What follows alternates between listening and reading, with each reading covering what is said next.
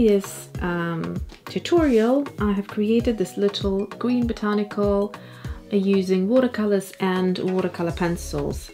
So now what I want to do is do a memo, and it really helps to create a color palette memo of things that you have used. So that you can refer to next time if you flip through your journal and you find something in the painting that you really like, a specific combination of colors or an individual color. You can then quickly refer to it and find out what it was.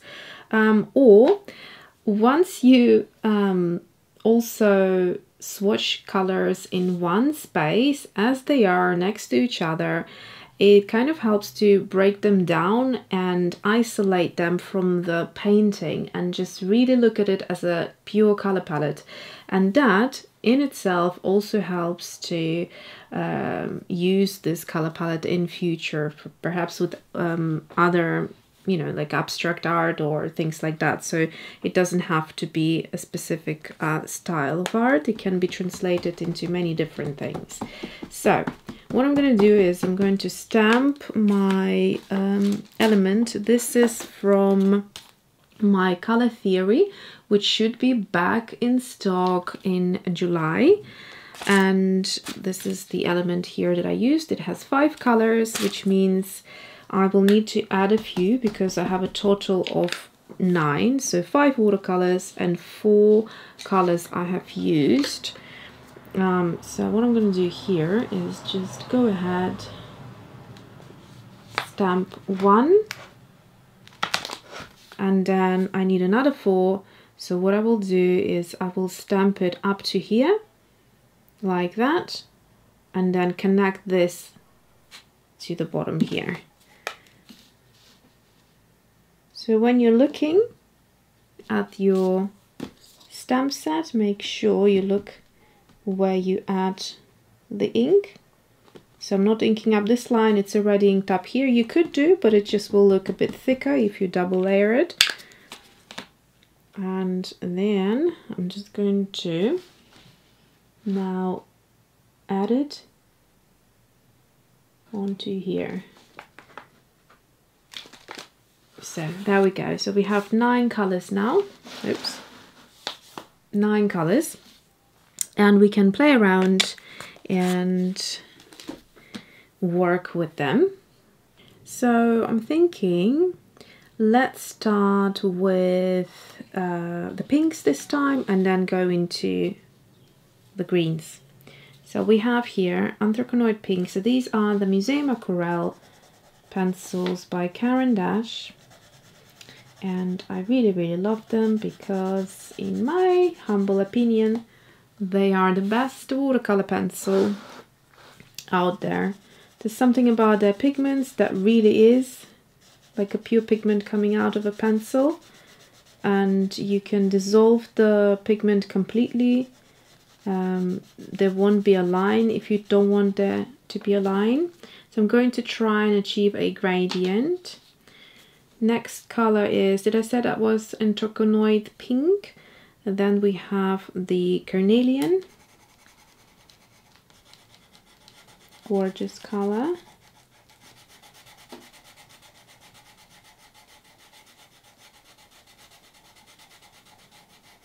So this is if you like your orange to be a little bit earthy.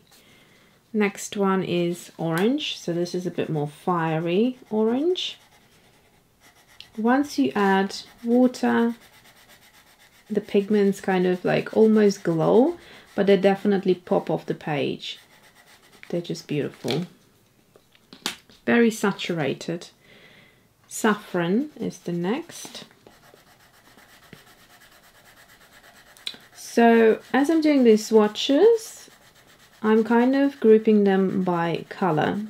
So you can see I've got a kind of like a color gradient going on. So what I'm going to do is I'm going to add some water now, and then we'll proceed to watercolors, and I will start with yellow because, you know, it's coming after orange, and then we'll go down this way into greens. So let's do that. Look how creamy they are. Aren't they just gorgeous? I'm trying to think. Let me just move it up here a little bit.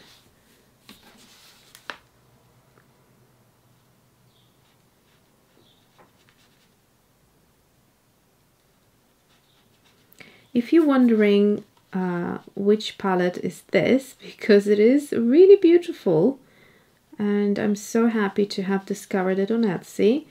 It is by Mrs. Dessert Studio and she's based in Latvia, and her palettes are just stunning. I've done a video where I actually unpacked it together with you, so I saw it for the first time on the video and it was really exciting. It was a little present I did to myself for my birthday. They are a little bit pricey, but they're really beautiful quality. They're kind of like artisan products, and I always look out for, you know, high quality, unusual, unique, beautiful things. So that definitely caught my eye. Okay, let's move on to the next color here.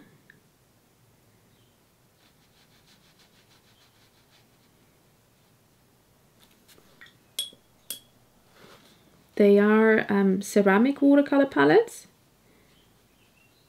and it looks like the base is clay.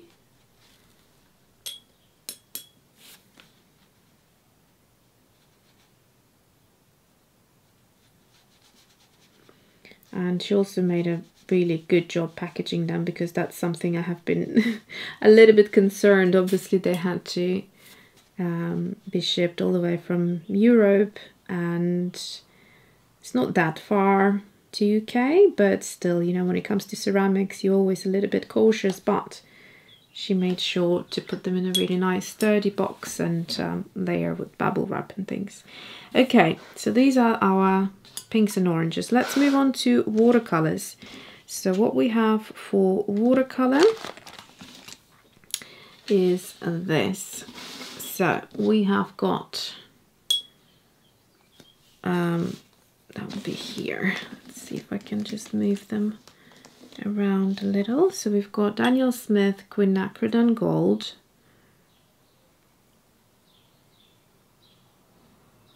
one of my all-time favorites. This is the new one, not the original.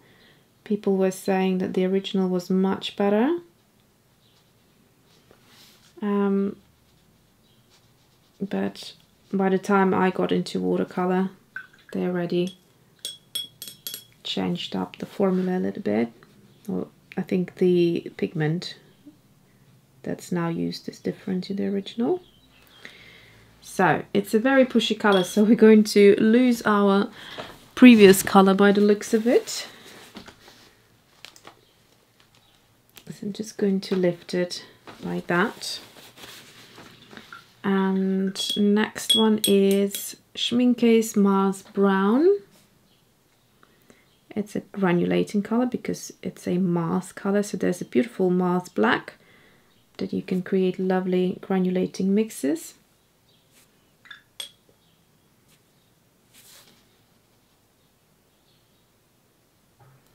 And that's the brown equivalent of Mars black. So if you like texture in your watercolor,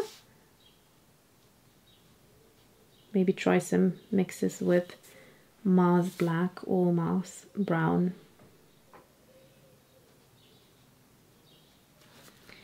Alright, next one we have Schmincke Perylene Green. You only need a tiny little bit of it because it's so dark and intense. Very quickly goes into black. Oop.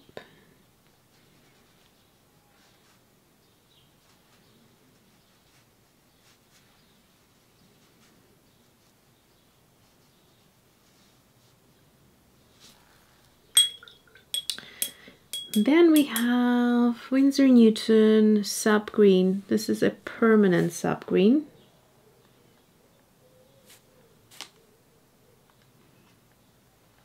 It's a very juicy sap green.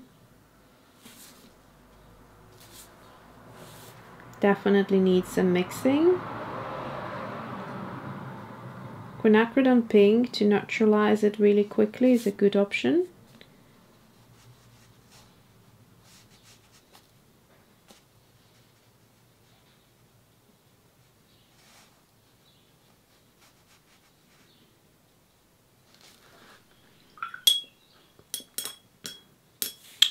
And then finally we have Green Gold by Daniel Smith.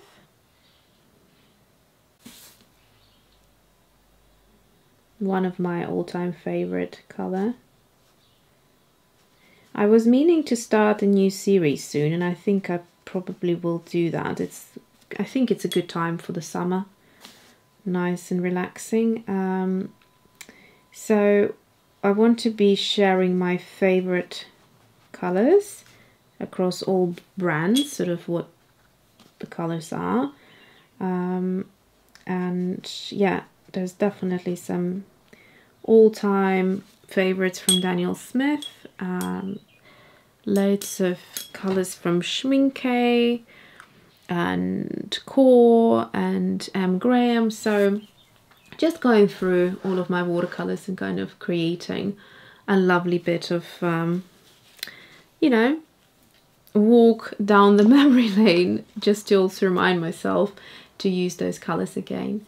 So this is the color palette. I'm going to quickly go ahead and do a bit of writing down and give you a nice close-up so you can take a note if there's any color you want. Keep in mind, these are not your, how shall I say, this is not your watercolor paper, so it wouldn't look as good as on watercolor paper, but still we get the color idea here. So this is it, and I'll show you a little close-up. I think the pinks and the greens this time with oranges looks really pretty. The reason I say this time is because if you watched the previous one, I've done this here, which had more greens and pinks. You can see the color palette here is a little bit more gentle. It's a little bit more on the pastel side, whereas here we have more of the watercolors here. Nothing too opaque, but also we definitely have more peach and pinks here, and here we have peach oranges. So it's a lovely color palette right there. So I'm going to give you a nice close-up. You can pause here and write down colors that you fancy.